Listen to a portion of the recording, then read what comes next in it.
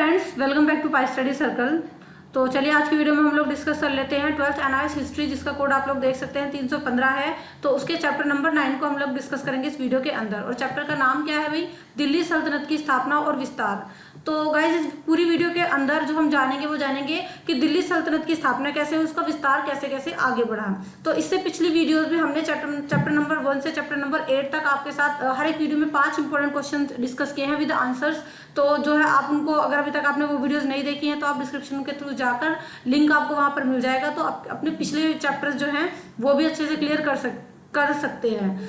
तो गाइज यहाँ पर हमने स्टार्ट किया हुआ है इस सब्जेक्ट को, हिस्ट्री को, जिसके अंदर हम हर एक वीडियो के थ्रू हर एक चैप्टर को डिस्कस करते जा रहे हैं। उसके इंपॉर्टेंट नोट्स जो हैं, जो भी जहाँ से भी आपका कोई भी क्वेश्चन बनता है, हर एक चैप्टर के हर एक वीडियो के थ्रू हम डिस्कस किए जा रहे हैं। तो इस सीरीज में हम चैप्टर नंबर 9 को आज डिस्कस करने वाले हैं। तो चलिए आगे बढ़ लेते हैं। बट अगर आप चैनल पर नए हैं तो सब्सक्राइब कर लेना और बेल आइकन को प्रेस कर देना, उसमें ऑल वाले नोटिफिकेशन को आप ऑन कर देना, ताकि जब भी मैं कोई भी नई वीडियो डालूं तो उसका नोटिफिकेशन आपको तुरंत मिल जाए। तो देखिए यहाँ पर हम लोग जानेंगे भाई कि दिल्ली सल्तनत की स्थापना और विस्तार कैसे हुआ। तो क्वेश्चन नंबर 1 है हमारा विद आंसर कि भारत पर अरब आक्रमण के क्या कारण थे। मतलब जब भारत पर अरबवासियों ने या अरब वालों ने आक्रमण किया था तो उसकी वजह क्या थी। तो देखिए यहाँ पर हम इस क्वेश्चन को डिस्कस करेंगे। क्वेश्चन थोड़ा सा लॉन्ग है, बट हमें क्या करना है, चैप्टर के अंदर जो भी इंपॉर्टेंट पॉइंट है, जो भी बताया गया है, उसको डिस्कस करना है। ऐसा नहीं है कि अगर मैं आपको लॉन्ग क्वेश्चन बता रही हूँ तो आप जस्ट पूरे के पूरे का रट्टा मारेंगे, चीजों को आप समझते जाएंगे। मान लीजिए आपसे ये जो है क्वेश्चन शॉर्ट क्वेश्चन में पूछा जाए तो यहाँ पर हर एक पॉइंट को यहाँ पर मैंने यहाँ पर कवर किया है। और लॉन्ग में अगर आपसे क्वेश्चन पूछा जाता है तो आप इसी तरीके से लिख सकते हो। तो देखो, भारत पर अरब आक्रमण की वजह आपको यहाँ पर जाननी है। तो स्टार्ट कर लेते हैं। राजपूत कालीन भारत पर विदेशियों ने एक नहीं अनेक आक्रमण किए, कई बार यहाँ पर आक्रमण किए गए और इस आक्रमण के कई कारण थे, कई वजह थी। अगर हम बात करें 632 ईस्वी में, तो हजरत मोहम्मद की मृत्यु के बाद 6 वर्षों के भीतर 6 वर्षों के अंदर अंदर उनके उत्तराधिकारियों ने उत्तरी अफ्रीका और स्पेन, सीरिया, मिस्र, ईरान को जीत लिया। अपने इस विजय अभियान से प्रेरित और उत्साहित अरबों की दृष्टि अब भारतीय सीमा पर पड़ गई। ठीक है, तो इन्होंने कई सारे देशों को जीता, जैसे कि स्पेन हो गया, सीरिया हो गया, मिस्र, ईरान। अब इन सबको जीतने के बाद इनकी जो है किस पर नजर पड़ी? भारतीय सीमा पर नजर पड़ी। भाई फिर क्या था, उन्होंने जल और थल दोनों भागों से भारत पर आक्रमण कर दिया, जल के रास्ते से भी और थल के रास्ते से भी। तो भारत पर जब आक्रमण कर दिया तो अपने आरंभिक प्रयासों में स्टार्टिंग में तो इन्हें सफलता नहीं मिली, लेकिन 8वीं शताब्दी में सिंध पर तीसरी बार आक्रमण करने में ये कामयाब हो गए। तो यह आक्रमण सबसे अधिक प्रभावी और महत्वपूर्ण था और इसके कारण निम्नलिखित थे। तो देखिए, अभी हम मेन कारण यहाँ पर जानने वाले हैं। ये जस्ट हमने थोड़ा सा इंट्रोडक्शन जाना है कि अरब ने जो आक्रमण किए, उन्होंने कहाँ से प्लानिंग स्टार्ट की, क्यों सोचा कि भाई चलो भारत पर भी आक्रमण कर लेते हैं। अब मेन वजह जो थी आक्रमण करने के जो कारण थे वो जानेंगे हम। तो अरबों ने भारत के प्रथम अभियान के अंतर्गत थाने, भड़ोच तथा देवल के बंदरगाहों पर आक्रमण करने का असफल प्रयास किया। मतलब एक नाकाम कोशिश यहाँ से की गई थी। ठीक है, किसने की थी? ये अरबों ने भारत के ऊपर आक्रमण करके। और किस राज्य से की थी, किस जगह से की थी? तो थाने, भड़ोच तथा देवल के जो बंदरगाह थे वहां से इन्होंने स्टार्टिंग की थी, कोशिश की थी, लेकिन ये कोशिश कैसे हो गई? नाकामयाब हो गई। इसके बाद अरबों के द्वितीय अभियान के समय सिंध का राजा कौन था? वही दाहिर था। तो आपको हर एक पॉइंट्स को गाइस याद रखते हुए चलना है। मान लो आपसे वेरी शॉर्ट क्वेश्चन में पूछ लिया जाए तो आपको ये पता होना चाहिए कि जो अरबों के द्वितीय अभियान था उस समय सिंध का राजा कौन था? दाहिर था। अब अरब जो अपने 2 आक्रमणों में असफल हो गए, 2 बार ये फेल हो चुके थे यहाँ तक। तो तीसरा आक्रमण उन्होंने कब किया? 717 ईस्वी में किया। तो आपको ये कुछ जो डेट्स दी हुई हैं आपको ये भी ध्यान रखनी है। तो 717 ईस्वी में हज्जाज ने अपने दामाद कौन थे उनके? मोहम्मद बिन कासिम, उनको एक विशाल और शक्तिशाली सेना के साथ सिंध पर आक्रमण करने के लिए भेज दिया। और इस बार आक्रमण पूरी तरीके से तैयार होकर आया था, पूरी तैयारी के साथ किया गया था और अंत में मोहम्मद बिन कासिम ने सफलता अर्जित कर ली। मतलब यहाँ पर 2 बार पहले आक्रमण किया गया भारत के ऊपर अरब वासियों के द्वारा, बट उनमें वो नाकामी हो गए। बट लास्ट में जो है जिसने जीता, तीसरी बार जो आक्रमण किया गया था यहाँ पर मोहम्मद बिन कासिम ने किया था आक्रमण तीसरी बार, और उन्होंने फाइनली जीत लिया। तो गाइस यहाँ पर हमने पहला क्वेश्चन डिस्कस किया है। आप जो है इनको नोट डाउन कर सकते हैं हैंड टू हैंड अपनी कॉपी में। तो एक प्रॉपर तरीके से लिखे हुए नोट्स हैं, जिनको अगर आप 2 से 3 बार वीडियो भी देखते हैं तो अच्छे तरीके से आपको याद रह जाएंगे। अदरवाइज अगर आप इनका जो है नोट्स बनाते हुए चलेंगे कॉपी में तो और बेहतर होगा। तो यहाँ पहले क्वेश्चन में अरब आक्रमण के क्या कारण थे, क्या वजह थी जो भारत पर उन्होंने आक्रमण किया। चलिए अब बढ़ लेते हैं हम क्वेश्चन नंबर 2 की तरफ। बट बिफोर दिस यहाँ पर चैनल का नाम है हमारे keep study in pi study. So guys pi Study circle नाम का चैनल है यूट्यूब पर, आप विजिट करिए और एनालिसिस से लेकर जितनी भी आपकी इन्फॉर्मेशन होती है, डाउट होते हैं और क्वेरीज होती हैं आपकी, इसके अलावा आपके जो भी डिफरेंट सब्जेक्ट्स होते हैं 10th के और 12th के, तो सभी की वीडियोस आपको यहाँ पर मिल जाएंगी अच्छे तरीके से बनाई हुई।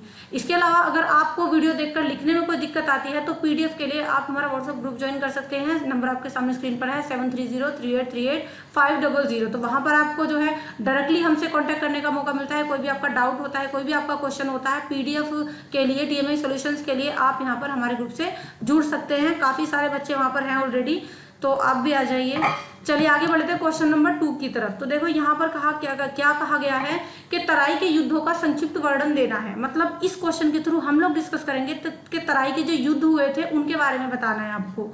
तो तराई की प्रथम लड़ाई देखो कब हुई थी, पहले आपको डेट याद रखनी पड़ेगी, उसमें 1191 ईस्वी में हुई। ठीक है, इसके बाद भारत पर विजय के स्वप्न को पूरा करने के लिए, मतलब भारत को जीतना था और इस सपने को पूरा करने के लिए जो मोहम्मद गोरी था, आई होप आप लोगों ने नाम सुना होगा, मोहम्मद गोरी और पृथ्वीराज चौहान के बीच जो है खतरनाक वाला युद्ध हुआ था। तो इसके लिए मोहम्मद गोरी पंजाब और सिंध को जीतकर दिल्ली की ओर बढ़ा। ठीक है, किसको जीता इन्होंने? पंजाब और सिंध को जीता और फिर दिल्ली की ओर बढ़ा मोहम्मद गोरी। उस समय राजा कौन थे? पृथ्वीराज चौहान थे, वो राज्य संभाल रहे थे और उसने अन्य राजपूत राजाओं को अपने साथ मिलाया। किसने मिलाया यहाँ पर? मोहम्मद गोरी ने। और मोहम्मद गोरी का मुकाबला करने के लिए पंजाब की ओर वो बढ़ गया। ठीक है, इन दोनों के बीच लड़ाई हुई थी, पृथ्वीराज चौहान और मोहम्मद गोरी के बीच। तो तराइन के मैदान में दोनों सेनाओं का भयंकर युद्ध हुआ। आपको ध्यान रखना है कि पृथ्वीराज चौहान और मोहम्मद गोरी के बीच जो युद्ध हुआ था वो कहाँ पर हुआ था, देख सकते हैं आप, तराइन के मैदान में।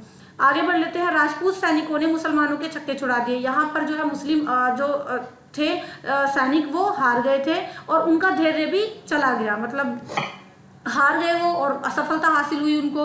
वे युद्ध क्षेत्र से भाग खड़े हुए और मोहम्मद गोरी भी घायल हो गया, लेकिन एक खिलजी घुड़सवार की सहायता से वो भागने में सफल हो गया। मतलब यहाँ पर मोहम्मद गोरी हार तो गया, बट उसको जो है एक खिलजी घुड़सवार जो था उसने हेल्प की और उसके साथ वो भागने में यहाँ से कामयाब हो गया।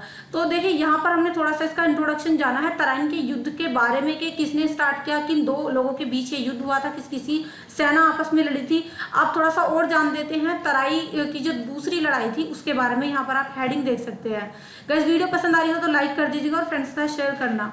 चलिए, मोहम्मद गोरी ने भारत विजय का दृढ़ निश्चय कर रखा था। भारत विजय मतलब भारत को जीतना भी सोच रखा था मोहम्मद गोरी ने, और इसलिए उसने हारने के बाद भी साहस नहीं छोड़ा, हिम्मत नहीं छोड़ी और अगले ही साल वो 1192 ईस्वी में फिर से पूरी तैयारी के साथ आ गया और 12,000 सैनिकों सहित, मतलब इतनी बड़ी सेना लेकर के वो आया, 12,000 सैनिक थे उसमें, भारत पर फिर से आक्रमण कर दिया।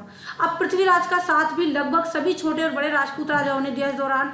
और कन्नौज के शासक जयचंद ने व्यक्तिगत शत्रुता के कारण, क्योंकि आई थिंक उनकी जो बेटी थी संयोगिता, उनकी शादी हुई थी पृथ्वीराज चौहान के साथ, तो जो जयचंद उनसे थोड़े से खिलाफ थे, इस वजह से शत्रुता चल रही थी, तो इसकी वजह से साथ नहीं दिया उन्होंने जयचंद ने पृथ्वीराज चौहान का। अब तराइन के क्षेत्र में राजपूतों का पलड़ा भी भारी रहा और उन्होंने विजय की पूरी आशा थी, मतलब पूरी उम्मीद थी।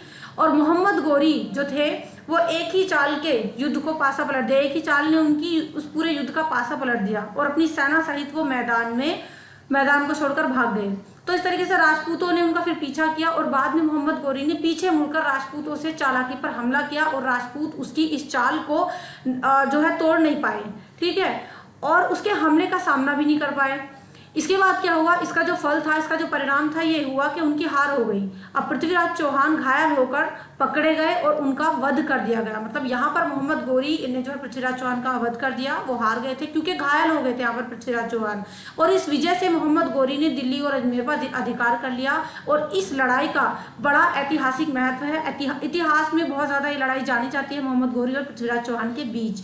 तो आपका सिलेबस ये कहता है कि इन दोनों के बीच इस तरीके से लड़ाई हुई, ऐसे ऐसे कौन हारा, इसमें कौन जीता, मतलब फाइनली मोहम्मद जो गोरी थे वो जीत गए थे इसमें, और पृथ्वीराज चौहान की जो है हार के साथ साथ मृत्यु भी हो गई थी। तो ये गाइस हमने डिस्कस किया है क्वेश्चन नंबर 2। फिर से मैं दिखा देती हूँ आपको, इसका नाम है तराइन का युद्ध। उसके बारे में जाना है, किसके बीच हुआ, कैसे हुआ, कौन हारा कौन जीता, ये सारी चीज हमने इसमें जान ली है। चलिए क्वेश्चन नंबर 3 की ओर हम लोग बढ़ लेते हैं, क्योंकि हम डिस्कस करने वाले हैं 5 इंपॉर्टेंट क्वेश्चंस विद आंसर्स। तो तीसरे क्वेश्चन पर हम लोग आ गए हैं, और अगर अभी तक आप वीडियो के साथ बने हुए, स्किप नहीं किया है तो बहुत अच्छी बात है, काफी चीजें आपको यहाँ पर समझ में आती चली जाएंगी। तीसरा क्वेश्चन है हमारा कि भाई कुतुबुद्दीन जो ऐबक था उसकी प्रारंभिक कठिनाइयां क्या थी और सफलताएं। मतलब कुतुबुद्दीन ऐबक की प्रारंभिक शुरुआती कठिनाइयों और सफलताओं के बारे में आपको यहाँ पर डिस्कस करना है। तो पहले जान लेते हैं हम कुतुबुद्दीन ऐबक की कठिनाइयाँ क्या थी, क्या क्या परेशानियाँ उसने जो है फेस की। अब वास्तविकता तो ये है कि भी कुतुबुद्दीन ऐबक कठिनाइयों के ढेर भर ही बैठा था, बहुत सारी कठिनाइयाँ उसको फेस करनी पड़ी। उसकी सबसे बड़ी प्रॉब्लम ये थी कि यलदोज था उसकी सबसे बड़ी दिक्कत। कुतुबुद्दीन ऐबक ने उसके साथ समझौता कर लिया और उसने अपनी स्थिति को सुदृढ़ करने के लिए, मजबूत करने के लिए गुलामों के साथ वैवाहिक संबंध स्थापित किए। यलदोज की बेटी से स्वयं विवाह किया, खुद शादी की और अपनी बहन का विवाह कुबाचा से किया। उसने अनेक विजय प्राप्त की और 1210 ईस्वी में लाहौर में योगान खेलते हुए घोड़े से गिरकर उसकी मृत्यु हो गई। लाहौर में उसको दफनाया गया। ठीक है, तो कुतुबुद्दीन ऐबक की जो कठिनाइयाँ थी वो ये थी और कैसे उनकी मृत्यु हुई। वो चौगान खेल रहे थे और घोड़े से गिरकर चौगान खेलते वक्त उनकी मृत्यु हो गई और उसके बाद उनको लाहौर में दफनाया गया। चलिए आगे बढ़ लेते हैं। लाइक कर दीजिएगा वीडियो को और शेयर करना अपने फ्रेंड के साथ। अगर उसके पास भी हिस्ट्री का सब्जेक्ट हो तो आप अपने फ्रेंड के साथ इसको शेयर कर सकते हैं और चैनल को सब्सक्राइब करना बिल्कुल मत भूलिएगा। चलिए आगे बढ़ लेते हैं। तो दूसरा है भाई, पहले कठिनाइयां हमने डिस्कस कर ली है कुतुबुद्दीन ऐबक की। अब उसका चरित्र चित्रण और सफलता है, मतलब उसके बारे में अब हम जानते हैं और सफलताएं क्या क्या अर्जित की अपने जीवन में कुतुबुद्दीन ऐबक ने। तो भाई कुतुबुद्दीन ऐबक बड़ा योग्य व्यक्ति था, बहुत ही एकदम बढ़िया वाला इंसान था वो, और अपनी योग्यता से ही वह गुलाम से एक स्वतंत्र शासक बन गया। मतलब पहले वो गुलाम था और उसके बाद वो एक बढ़िया स्वतंत्र शासक बन गया। तो ये उसका कुछ चरित्र इस तरीके का था क्योंकि योग्य इंसान था, योग्य व्यक्ति था। मोहम्मद गोरी तो विजय प्राप्त कर गजनी लौट जाता रहा, लेकिन कुतुबुद्दीन ऐबक ने ही भारत में रहकर मुस्लिम राज्य की सही अर्थों में स्थापना की। उसकी विजय और सुव्यवस्थित शासन उसके महान सेनापति, विजेता और कुशल शासक होने के प्रतीक है।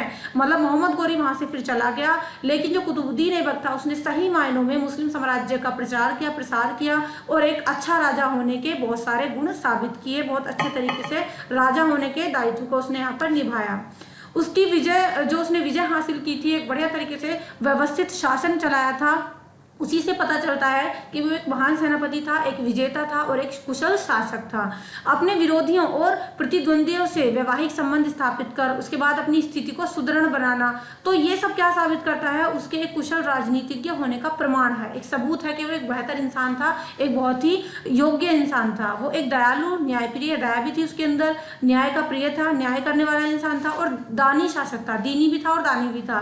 उसने अपने दान के कारण ही वह लखदाता कहलाता था। मतलब अगर आपसे क्वेश्चन कर लिया जाए वेरी शॉर्ट में कि भाई लखदाता किसको कहा जाता है, तो कुतुबुद्दीन ऐबक ही था।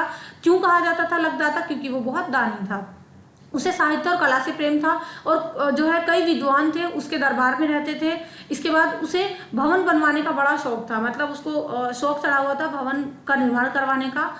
अजमेर में उसने एक बड़ी सुंदर मस्जिद बनवाई थी और दिल्ली में उसने कुतुब मीनार और कुतुबी मस्जिद बनवानी आरंभ की थी। बनवानी स्टार्ट तो कुतुबुद्दीन ऐबक ने की थी, किसको? कुतुब मीनार को, जो दिल्ली में स्थित है, और इसके अलावा कुतुबी मस्जिद को। लेकिन बाद में इसको कंप्लीट किसने करवाया? इल्तुतमिश ने इसको पूरा करवाया। ठीक है, तो ये चीजें भी आपको पता होनी चाहिए शॉर्ट क्वेश्चन के हिसाब से भी, और अगर लॉन्ग में आपसे क्वेश्चन कर लिया जाता है तो आप इसी तरीके से उसको फिर डिटेल में लिखोगे।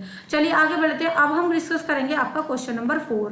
भाई क्वेश्चन नंबर 4 में देखिए आपसे क्या कहा गया है कि सत्ता के वर्चस्व को सुल्तान के पास स्थापित रखने के लिए बलबन ने किन उपायों को अपनाया है। यहाँ पर हम बलबन के बारे में जानेंगे। ठीक है, तो सत्ता के वर्चस्व को सुल्तान के पास स्थापित रखने के लिए बलबन ने किन उपायों को अपनाया था। अब पहले जानते हैं बलबन के बारे में थोड़ी सी बातें। 1230 ईस्वी में नसीरुद्दीन महमूद की मृत्यु के बाद राज सिंहासन पर कौन बैठा था? बलबन। ठीक है, वह इल्तुतमिश द्वारा संगठित चहलगामी दल का सदस्य था और उसने अपनी प्रतिभा से बहुत सारे महत्वपूर्ण पद प्राप्त किए थे। बलबन ने जब सत्ता संभाली तो उस समय साम्राज्य की स्थिति बहुत ही बेकार थी, दयनीय थी। सल्तनत अनेक आंतरिक और बाहरी संकटों से घिरा था और बलबन बहुत साहसी और योग्य शासक था। जैसे कि कुतुबुद्दीन ऐबक के बारे में भी हमने पढ़ा है, इसी तरीके से बलबन के बारे में भी कहा जाए तो वह भी बहुत ही साहसी और योग्य शासक था। चलिए आगे बढ़ लेते हैं, बट आगे बढ़ने से पहले देखिए मैं आपको रिमाइंड करा दूं कि अगर पीडीएफ के लिए आपको परेशानी हो, नहीं मिला आपको पीडीएफ, तो आप हमारे व्हाट्सएप ग्रुप को ज्वाइन कर सकते हैं। इसके अलावा आपके जो डाउट होते हैं वो भी हम इस ग्रुप के थ्रू क्लियर कर देते हैं। 7303838500, तो आप यहाँ से हमसे कनेक्ट हो सकते हैं। तो बलबन के बारे में हम लोग डिस्कस कर रहे थे। उसने सुल्तान की प्रतिष्ठा स्थापित करने के लिए बहुत कठोर नीति अपनाई थी और इस नीति के मुताबिक उसने असाधारण साहस और उत्साह से, मतलब उसका साहस बहुत ही ज़्यादा असाधारण था और उत्साह से वो भरा हुआ था। तो इस उत्साह की वजह से ही उसने शत्रुओं का दमन किया, शत्रुओं को हरा दिया और उनके रक्त की नदियाँ बहा दी।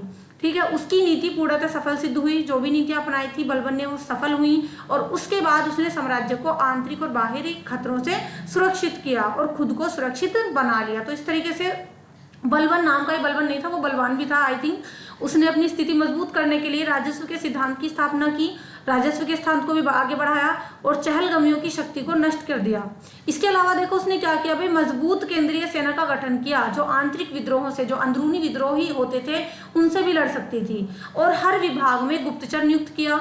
ठीक है, तो गुप्तचर भी उसी ने नियुक्त किया था हर एक विभाग में। इसके अलावा उसने सैन्य विभाग का पुनर्गठन किया तथा विद्रोहों का दमन करने के लिए देश के विभिन्न हिस्सों में सेना की नियुक्ति भी की। एक बहुत ही प्रॉपर तरीके से, एक बहुत ही स्किलफुल तरीके से, मतलब उसने योग्यता का अपना जो है साबित की अपनी योग्यता को, और हर एक चीज को प्रॉपर तरीके से मैनेज किया और प्लानिंग की हर एक चीज की।